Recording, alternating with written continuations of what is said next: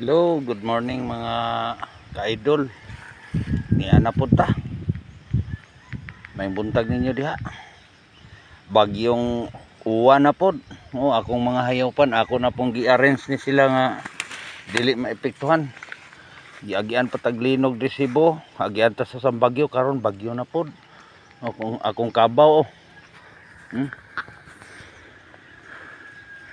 Ako nang pong gisipti diri nga dili mabahan kay naiporsyon diri nga mabahaan lalom kay tubig. Karon ang mga baka ato pong gisipti ang mga baka nato mga guys.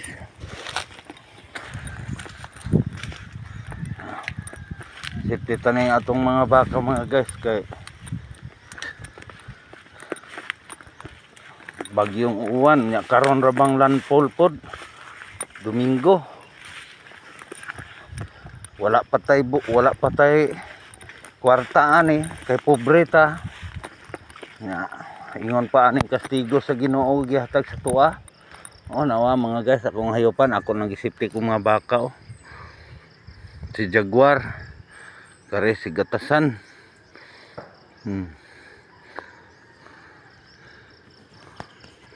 Nya mula pa ko to sa akong kumpayag sa kahumayan kay ako pong anon kay gilumsan taon to nya nga daghang damage na matay gani ang uban humay ang usa ka kahon na guba gyud na wala nagihumay nga nin turok. Ita mga guys, wala pa tay trabaho, wala tay pangwarta.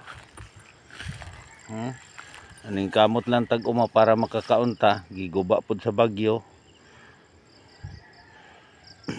Gadagom na pud guys oh. No mga guys. Dagom na pud kayo. Na kiniron mabasa pa ta inig uli ani. Perti nang daguma. Muni nga gisipti na kung hayupan kay balahaan na raw porsyon diri nga kare diri dapita oh. Ligis gina oh sa baha na diyan nya ang hawa ang baha dia dapita tagahawak. Ngadto na. Ito naging nag-uma mga guys. Mulaw sa ako sa payag kay sig maulanan niya ako.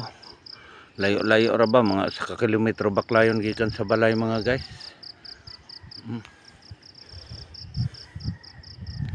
Siguro ko lang akong 2 ka bukbaka o ang usa ka karabaw to. Sa mga bulubuntod lang jutay na to ihigot kay kusog-kusog super typhoon ra ba diri. Maura na mga guys. Thank you for watching. Paki-follow, share and like lang. Dako na ng tabang.